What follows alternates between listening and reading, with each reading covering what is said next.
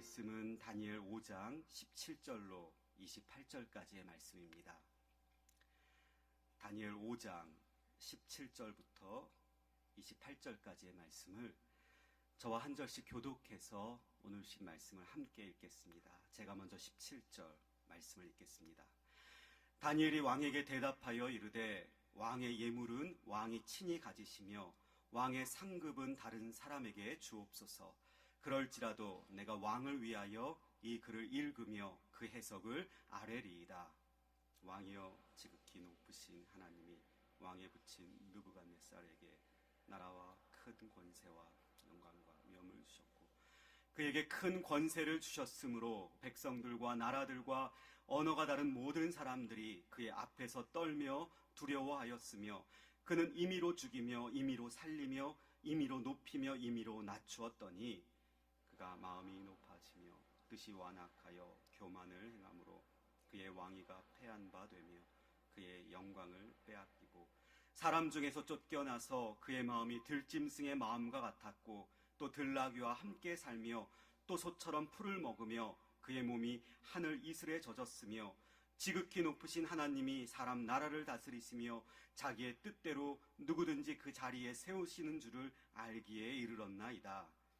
벨사살이여 왕은 그의 아들이 되어서 이것을 다 알고도 아직도 마음을 낮추지 아니하고 도리어 자신을 하늘의 주제보다 높이며 그의 성전 그릇을 왕 앞으로 가져다가 왕과 귀족들과 왕후들과 후궁들이 다 그것으로 술을 마시고 왕이 또 보지도 듣지도 알지도 못하는 금, 은, 구리, 새와 나무, 돌로 만든 신상들을 찬양하고 도리어 왕의 호흡을 주장하시고 왕의 모든 길을 작정하시는 하나님께는 영광을 돌리지 아니한지라.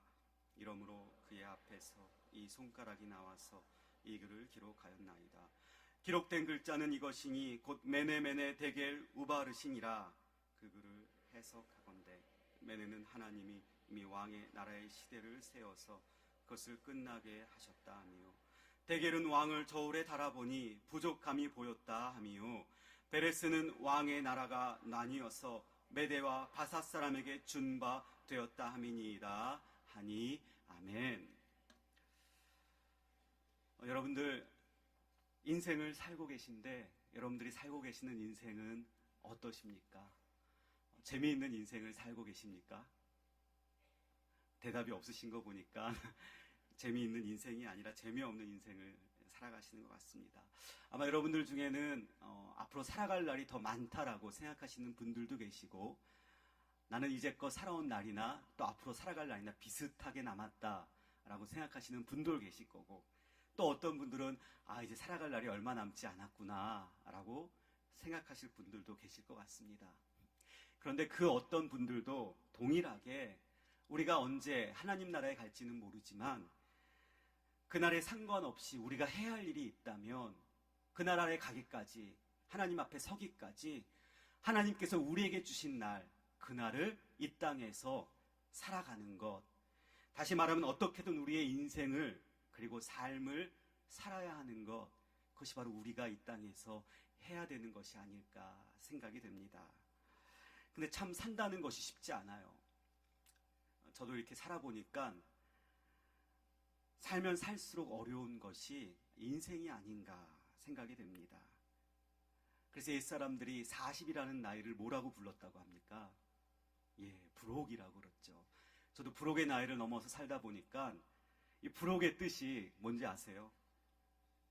사물의 이치를 터득하고 그리고 세상 일에 흔들리지 않는 나이가 바로 40 부록이다라고 하는데 부록의 나이를 넘겨도 세상의 이치는커녕 세상 일에 따라서 이리저리 흔들리는 저의 모습을 볼 때가 참 많았다는 겁니다.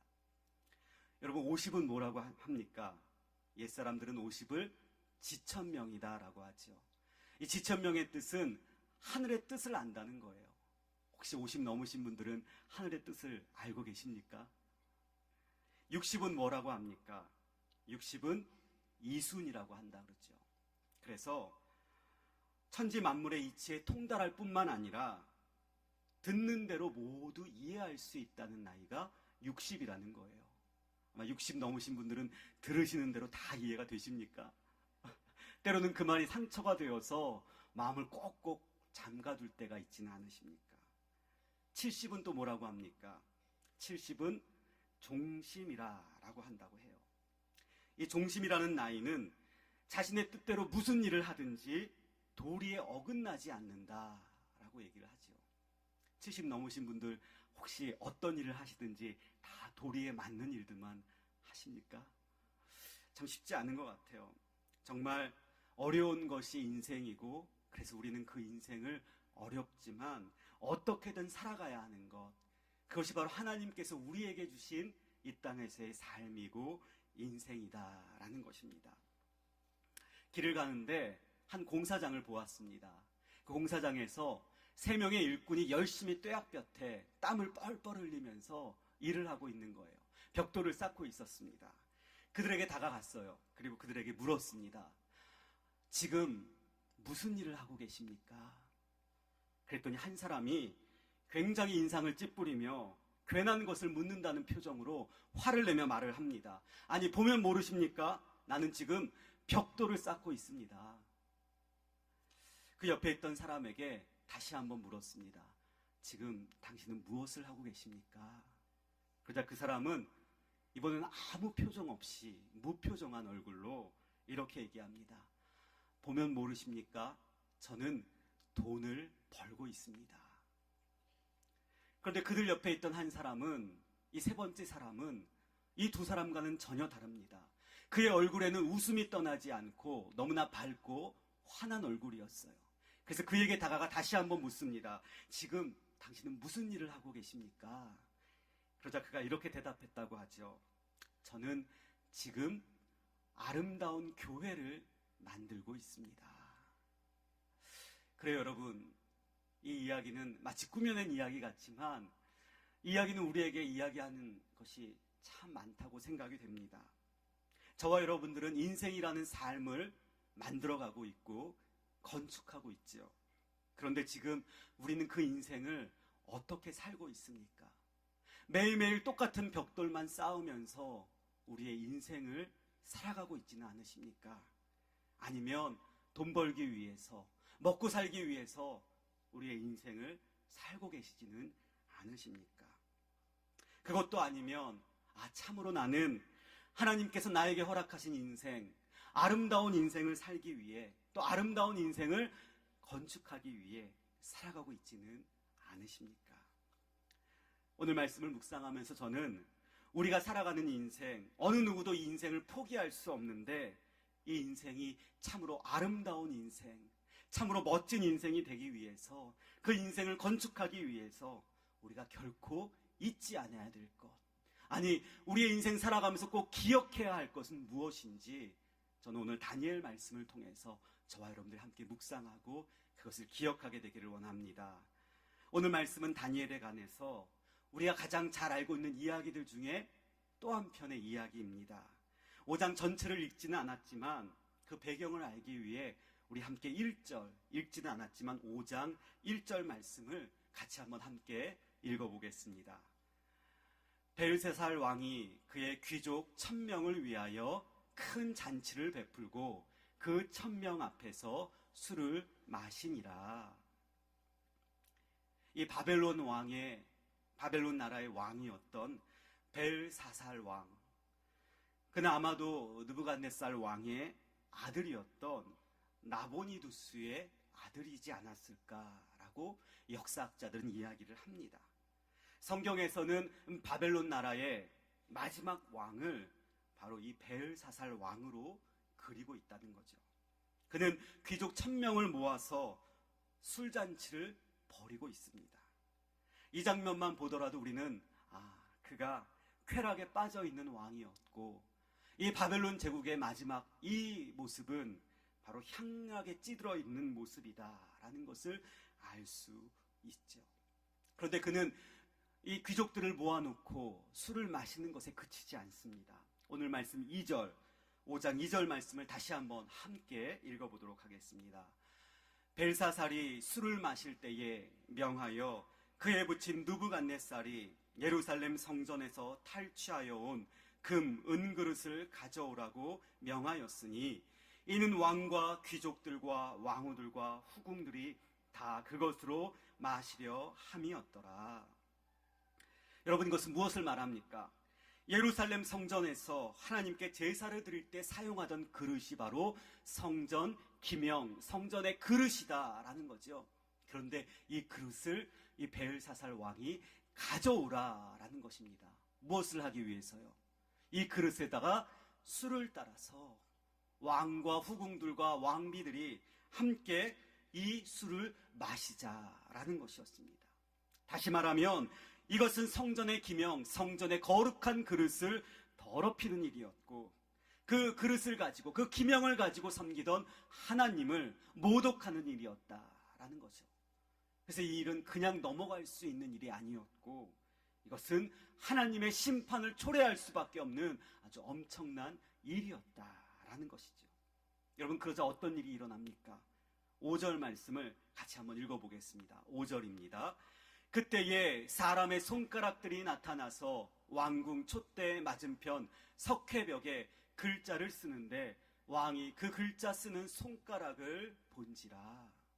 여러분, 갑자기 연회 중에 술을 마시고 향락과 쾌락에 빠져있는 그날 밤에 그 벽에 사람의 손가락이 나타나서 글자를 쓰는 모습이 등장을 합니다. 이것을 본 베엘사살 왕은 두려움에 빠집니다. 손가락 때문에 두려움에 빠지기도 하지만 도리어 그 글자 때문에도 더 큰 두려움에 빠지게 됩니다. 도대체 그 글자를 읽을 수도 없었고 그 글자가 무슨 뜻인지도 알지 못했기 때문입니다. 왕은 두려움으로 인하여 얼굴의 빛이 변합니다. 넓적다리 마디가 녹는 듯하고 무릎이 서로 부딪힐 정도로 부들부들 두려움에 떨게 되죠. 사람들을 모읍니다. 나라에서 가장 지혜로운 사람들, 지혜자들을 모아서 그 글자를 읽어보라고, 그리고 그것을 해석해보라고 말합니다. 그러나 어느 누구도 그 글자를 해석하기는커녕 그 글자를 읽을 수도 없었습니다. 그때 왕비가 들어오죠. 이 왕비는 다니엘을 알고 있었습니다. 그리고 왕에게 이 다니엘을 천거합니다. 이 문제를, 이 의문을 풀 수 있는 자가 있는데 그가 바로 다니엘입니다라고 왕에게 이야기를 하죠. 그러자 왕이 다니엘을 부르게 됩니다.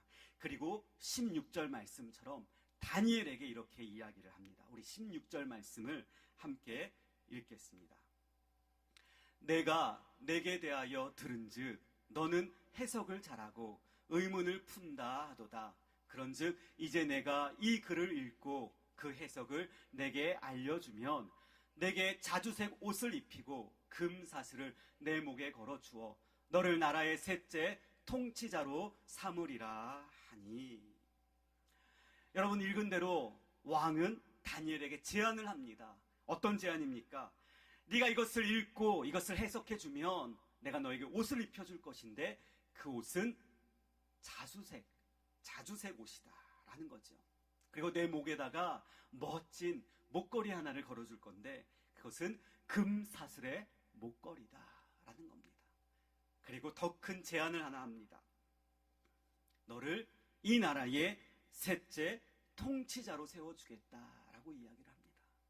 여러분, 이것은 당시 이방인으로서 다니엘이 상상조차 할 수 없는 엄청나고 파격적인 제안이었죠. 이 자주색 옷은 왕족들만 입을 수 있는 옷이었고 금사슬로 된 목걸이는 바로 왕만 걸칠 수 있었던 그런 액세서리였다는 것입니다. 그리고 당시 나라의 명목적인 통치자는 벨사살 왕의 아버지였던 나보니두스였고 그 바벨론 제국을 실제적으로 통치하고 있었던 왕은 벨사살 왕이었습니다. 그렇기에 세 번째 통치자가 된다는 것은 이 벨사살 왕의 뒤를 이어 바벨론 제국을 다스리는 총리의 자리에 너를 세워주겠다라는 엄청난 파격적인, 이방인으로서는 생각할 수도 없는 약속이었다라는 것입니다. 그런데 이런 왕의 제안 앞에서 다니엘은 어떻게 이야기합니까? 오늘 우리가 함께 읽었던 17절 말씀을 함께 읽어보겠습니다. 17절입니다. 시작. 다니엘이 왕에게 대답하여 이르되 왕의 예물은 왕이 친히 가지시며 왕의 상급은 다른 사람에게 주옵소서. 그럴지라도 내가 왕을 위하여 이 글을 읽으며 그 해석을 아뢰리이다. 아멘. 그래요. 여러분 보십시오. 누구나 혹할 수 있는 엄청난 재앙이었습니다. 그러나 다니엘은 한마디로 거절합니다.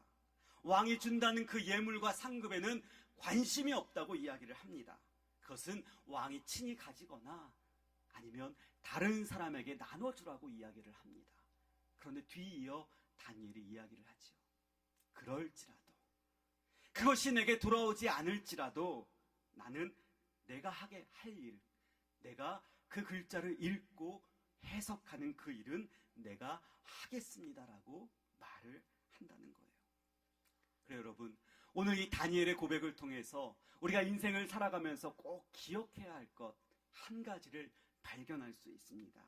그것은 우리 인생의 목표는 결코 물질이 아니라 하나님께서 우리에게 주신 소명, 우리가 이 땅에서 해야 할 일, 그것을 바라보며 살아야 하는 것, 그것이 바로 우리가 인생 살아가면서 놓치지 않고 기억해야 될 중요한 사실이라는 것입니다. 사실 이 다니엘이 글자를 읽고 글자를 해석하고 난 다음에 왕이 주기로 한 그 상급을 받는다 해도 누가 뭐라 할 사람이 없습니다. 왜냐하면 이것은 당연히 다니엘이 받아야 할 그의 몫이었기 때문입니다. 어쩌면 다니엘이 당연히 그것을 받아도 누구 하나 뭐라 할 수 없었을 것입니다. 그러나 다니엘은 왕 앞에서도 당당하게 그의 엄청난 왕의 상급을 거절합니다. 왜냐하면 그는 인생의 목적이 물질에 있었기 때문이 아니었죠. 그는 잘 먹고 잘 살기 위해 이 땅에 온 것이 아니다라는 사실을 그는 알고 있었기에 하나님께서 그에게 원하시는 것이 있다면 그가 해야 하는 일, 바로 그 소명을 이루기 위해 자기의 인생을 살아가야 한다는 사실을 다니엘은 알고 있었다라는 것입니다. 여러분, 그의 어린 시절, 소년 시절의 이야기를 기억하십니까? 왕궁에서 그는 어떻게 살아야 할지 알고 있었어요. 그리고 깨닫고 결단합니다. 다시 말하면 뜻을 정하지요. 그래서 왕궁에서도 왕의 음식과 포도주로 내 자신을 더럽히지 않겠다고 결단합니다. 그리고 채식을 하게 되었죠. 그뿐만이 아닙니다. 그와 함께 했던 세 친구들의 모습을 여러분들 기억해 보십시오. 하나님의 자녀로서 어떻게 살아야 될지 알고 있었던 그 어린 소년들이 그 뜻을 위하여 왕이 세운 금신상 앞에 절하지 않습니다.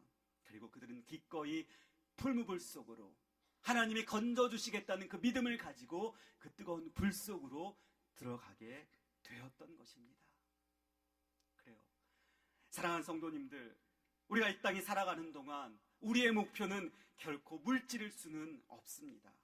하나님의 사람으로서 우리의 목표는 하나님의 뜻을 이루는 것, 주신 소명대로 살아가는 것, 그리고 하나님의 자녀답게 살아가는 것이 바로 우리의 목표이며 목적이 되어야 될 줄로 믿습니다. 이것을 기억하며 이 땅에서 살아가야 우리의 삶을 아름다운 인생으로 건축하게 될 줄로 믿습니다. 여러분들 각자에게 주신 하나님의 소명이 있을 것입니다. 여러분들 각자에게, 여러분들 나에게 주시는 인생의 뜻이 하나님이 계실 줄로 압니다. 혹시라도 여러분들 중에 물질을 위해서 너무나 분주하게, 너무나 바쁘게 모든 것을 바쳐서 살아오셨던 여러분들이 계시다면 오늘 다니엘의 이 고백을 여러분들 마음에 새기시기를 바랍니다. 예물과 상급은 필요 없습니다. 그럴지라도 나에게 주신 소명은 충실하게, 성실하게 감당하겠습니다. 라는 이 고백이 저와 여러분들의 인생의 고백이 되시기를 주님의 이름으로 축복합니다. 자신의 소명을 위해 왕의 상급을 거절했던 다니엘은 벨사살 왕, 그가 어떤 인생을 살았는지 그의 할아버지였던 느부갓네살의 이야기를 들려주면서 보여주고 있지요. 오늘 말씀 20절을 우리 같이 한번 읽으면서 이 벨사살 왕이 어떤 인생을 살고 있는지 한번 확인해 보도록 하겠습니다. 20절 함께 읽겠습니다. 그가 마음이 높아지며 뜻이 완악하여 교만을 행함으로 그의 왕위가 패한 바 되며 그의 영광을 빼앗기고. 여러분 보십시오. 느부갓네살 왕의 마음이 높아졌죠. 그리고 뜻이 완악해졌습니다. 그리고 교만을 행하게 됩니다. 결국 그는 사람 중에서 쫓겨나게 됩니다. 그리고 들짐승과 같은 생활을 하지요. 그러나 그의 후에 그는 뉘우치게 됩니다. 지극히 높으신 하나님께서 이 땅을 다스리시며 사람을 세우시는 줄을 그가 깨닫게 됐지요.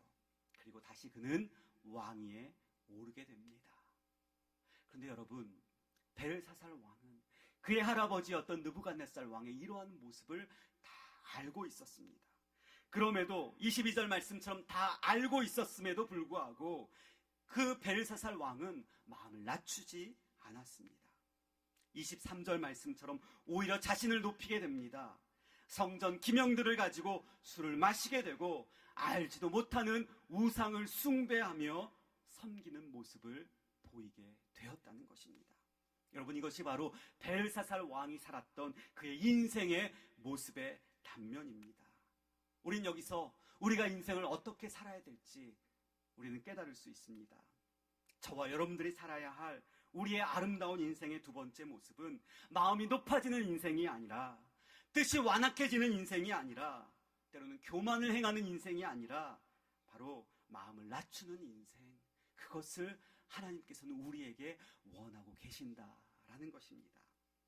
마음을 낮추지 못했기에 벨사살 왕은 하나님의 진노를 샀고, 그리고 그 진노로 말미암아 하나님의 심판을 면할 수 없었다라는 것입니다.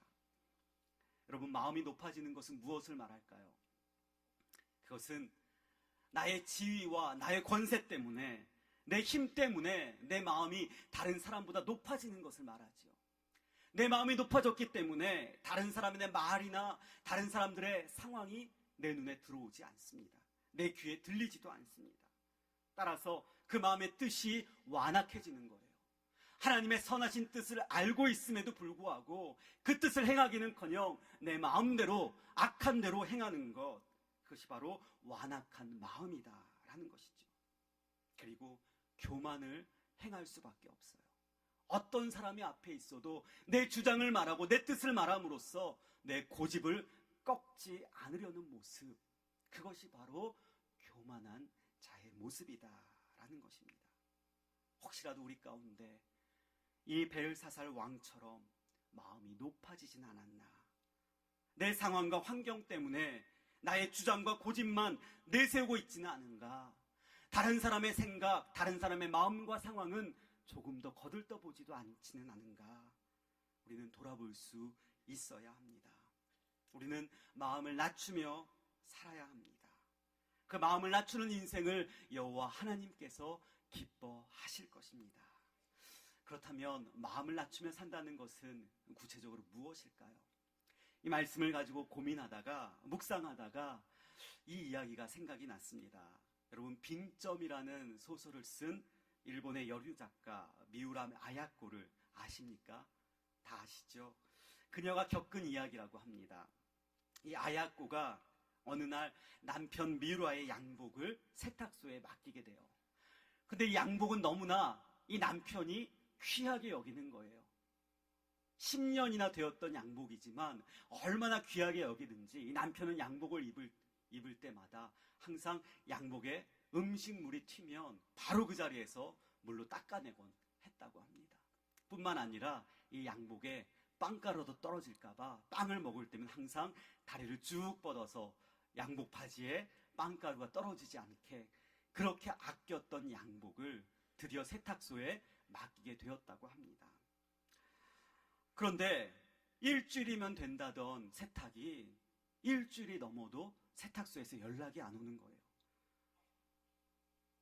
아야코는 혹시나 세탁소 주인이 다림질하다가 그 양복을 태워 먹지는 않았나 초조해하며 전화를 합니다. 전화를 받지 않는 거예요. 일주일이 지나고 보름이 지났을 때 아야코는 안절부절 못합니다. 더 초조해집니다. 아침에 전화를 하고 저녁에 전화를 합니다. 드디어 주인이 전화를 받게 되었습니다. 다짜고짜 양복을 빨리 가져다 달라는데 그 주인이 아무 말도 안 하는 거예요. 잠시 동안 침묵하던 주인이 드디어 대답합니다. 죄송합니다. 댁의 양복을 그만 도둑 맞고 말았습니다. 저희 집 점원이 얼마 전 훔쳐가서 도망가 버렸습니다. 너무 죄송합니다. 아야코는 흥분했습니다. 소리를 지릅니다. 뭐라고요? 도둑 맞았다고요? 그 말이 됩니까? 그리고 죄송하다니요. 죄송하다면 전화부터 했어야죠. 전화를 끊고 나서 아야코는 이 사실을 어떻게 남편에게 이야기해야 되나 고민이 됩니다. 저녁이 돼서 남편이 퇴근합니다. 남편이 옷을 갈아입는데 아야코가 조심스럽게 남편에게 양복 이야기를 하죠. 그런데 남편의 반응이 의외였습니다. 남편은 양복에 별 신경을 쓰지 않고 오히려 그 세탁소가 곤란해하지 않을까 동정하는 말을 하는 것이었어요. 그러자 아야코가 말합니다. 여보, 곤란한 것은 세탁소가 아니라 바로 우리예요. 저는 세탁소에게 변상하라고 그렇게 이야기를 했어요. 그러자 남편이 말합니다. 바보같이 아야코 그렇게 불평하는 게 아니야. 아무 말도 없이 용서해줘야지. 그러자 아야코가 다시 말합니다. 뭐라고요? 아무 말 없이 용서하라니요. 변상받지도 않고요. 그러자 남편이 다시 한번 아내에게 타일릅니다. 여보, 거기는 작은 세탁소잖아. 변상하라는 건 무리한 요구지. 변상하였다가 그 세탁소 주인이 한 달 동안 먹을 것 때문에 걱정하고 고민하면 어떻게 하겠어? 아야코, 당신은 성경을 읽지? 그러자 부인이 이야기합니다. 그럼요, 성경을 읽지요. 성경에 뭐라고 쓰여 있나? 성경에 용서하라고 쓰여 있지 않은가? 용서한다는 것은 상대방이 잘못했을 때, 상대방이 과실을 범했을 때가 아니면 할 수 없는 게 바로 용서라네. 아무 잘못하지 않는데 용서할 수는 없지. 그러니까 그 세탁소를 용서해줘요. 변상하라는 게 아니야. 그래요. 저는 이야기를 읽으면서 마음을 낮춘다는 게 바로 이런 것이 아닐까 생각이 되었어요. 나에게 당연한 권리가 있습니다. 내가 큰 소리 칠 수 있어요. 내가 주장할 수도 있습니다. 그러나 때로는 그것을 하지 않고 상대방의 사정을 헤아려 주는 것, 그리고 상대의 마음을 이해해 주는 것, 그리고 때로는 도무지 용서할 수 없는 저 사람조차도 내가 용서해 줄 수 있는 것, 그것이 바로 오늘 말씀에 나오는 마음을 낮추는 것이 아닐까 묵상이 되었습니다. 여러분, 이 사순절 기간에 저와 여러분들을 위해 낮고 낮은 곳으로 오신 예수 그리스도 우리 주님을 생각해 보십시오. 도저히 용서할 수 없는 죄인이었던 저와 여러분들을 위해 십자가에 달리신 예수 그리스도, 그분의 모습을 우리가 기억할 수 있을 때 우리는 더 이상 마음이 높아지는 것이 아니라 마음이 낮춰질 수 있는, 마음이 낮아질 수 있는 멋지고도 아름다운 인생을 살아갈 수 있을 것입니다. 이 땅 살아가는 동안 마음을 높일 수 있는 상황 속에서도 오히려 마음을 낮춤으로써 하나님이 기뻐하시는 참으로 아름다운 인생 살아가기는 저와 여러분들 되시기를 주님의 이름으로 축복합니다. 드디어 다니엘이 하나님의 심판의 메시지를 전합니다. 25절부터 우리 28절까지의 말씀을 함께 읽어보도록 하겠습니다. 기록된 글자는 이것이니 곧 메네 데겔 우바르시니라. 그 글을 해석하건대 메네는 하나님이 이미 왕의 나라의 시대를 세워서 그것을 끝나게 하셨다 함이요, 데겔은 왕을 저울에 달아보니 부족함이 보였다 함이요, 베레스는 왕의 나라가 나뉘어서 메대와 바삿 사람에게 준 바 되었다 함이니이다 하니. 그렇습니다. 그 벽에 기록된 글자는 메네라는 단어와 데겔 그리고 바르신이라는 단어였죠. 다니엘은 각각의 글자에 대해서 해석을 합니다. 메네라는 단어는 무슨 뜻이죠? 왕의 나라의 시대를 하나님께서 이미 세셨다. 그렇죠? 계산했다라는 말입니다. 그래서 그것을 끝나게 하셨다라는 말이 바로 메네라는 단어의 뜻입니다.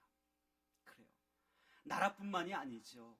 하나님께서는 이 벨사살 왕의 살 날까지도, 수명까지도, 이 땅에서의 삶까지도 다 세고 계시고 알고 계셨기에 이제 그 삶이 끝나게 되었다라고 말씀하고 계셔요. 위에 나와 있던 표현 중에 23절에 보면 하나님께서 왕의 호흡을 주장하신다라는 표현이 있습니다. 바로 이것이 맨의 뜻이 아닐까 합니다. 그래요. 하나님께서는 저 여러분들의 삶을, 그리고 수명을, 그리고 호흡을 주장하시는 분이십니다.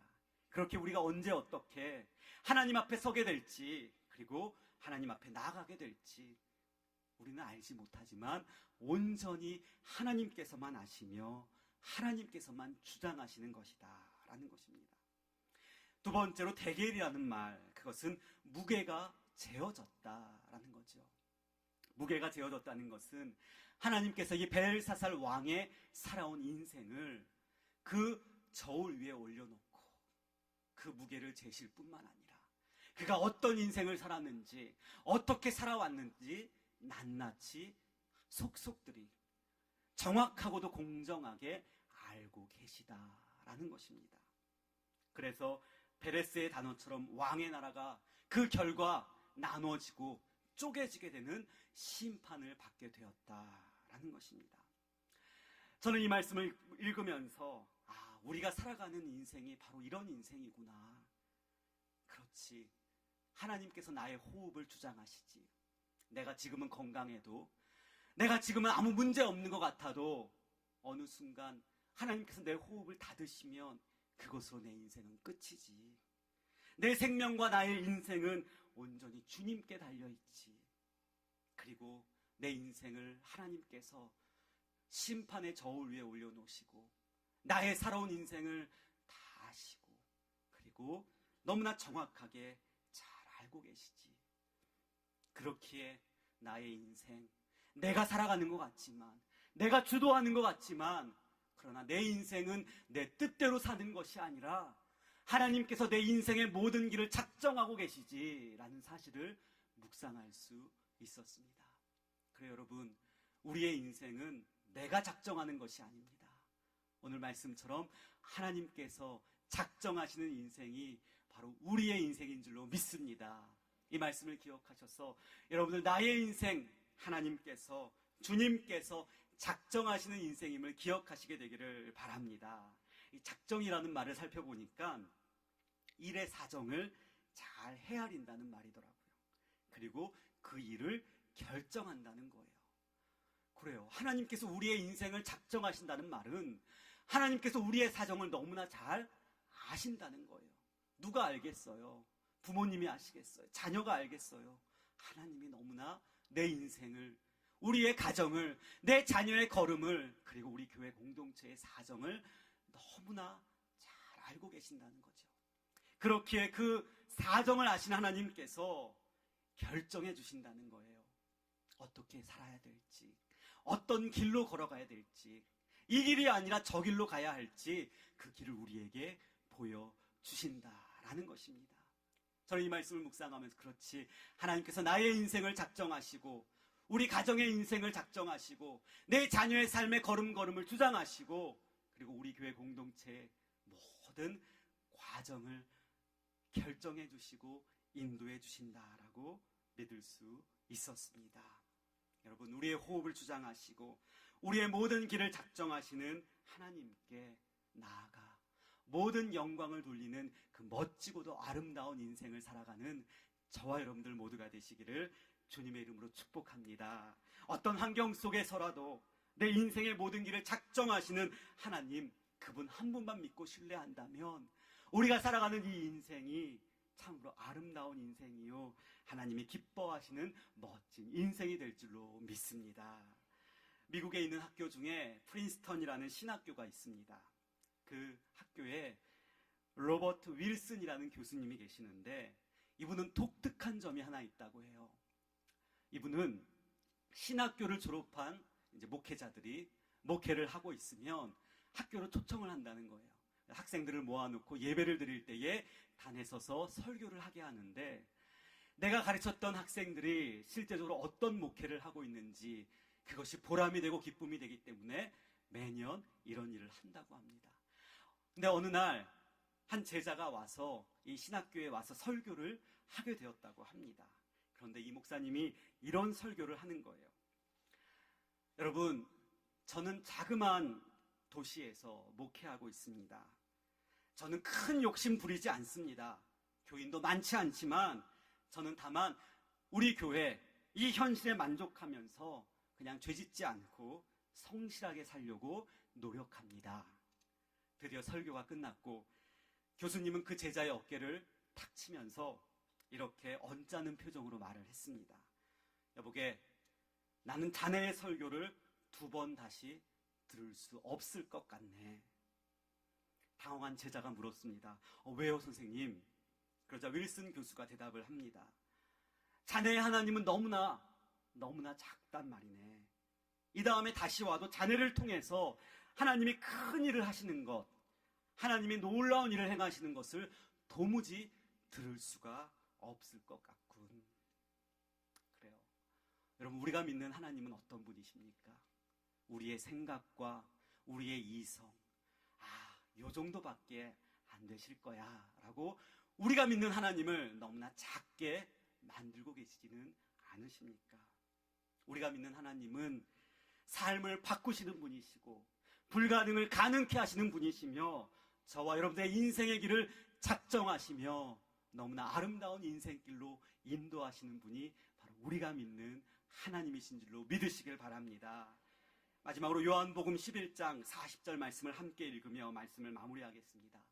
요한복음 11장 40절입니다. 함께 읽겠습니다.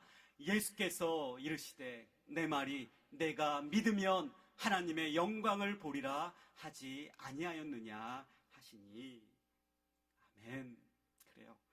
우리의 인생길을 작정하시는 그 하나님을 믿으시는 저와 여러분들이 우리의 인생길 그 걸어가는 걸음 가운데 하나님께서 보여주시는 그 영광, 그 영광스러운 모습을 날마다 보게 되시기를 주님의 이름으로 축복합니다. 우리의 길을 작정하시고 우리의 가정과 자녀의 길을 인도하시며 또 우리 교회 앞길을 이미 예정하신 그리고 작정하신 그 하나님께서 우리가 가는 걸음걸음마다 다시 한번 하나님의 영광을 보게 하여 주실 줄로 믿습니다. 남은 우리의 모든 인생길을 하나님께 맡기고 그 하나님을 기대하며 걸어가는 저와 여러분들 모두가 되시기를 주님의 이름으로 축원드립니다. 기도하겠습니다. 하나님 아버지, 감사합니다. 우리에게 허락하신 이 땅에서의 인생, 그 인생의 길을 걸어가는 것 참으로 쉽지는 않습니다. 그럼에도 오늘 다니엘의 말씀을 통해서 하나님께서 우리의 인생길을 작정하여 주시고 그리고 그 길을 인도하여 주심을 알게 해주시니 하나님 참으로 감사를 드립니다.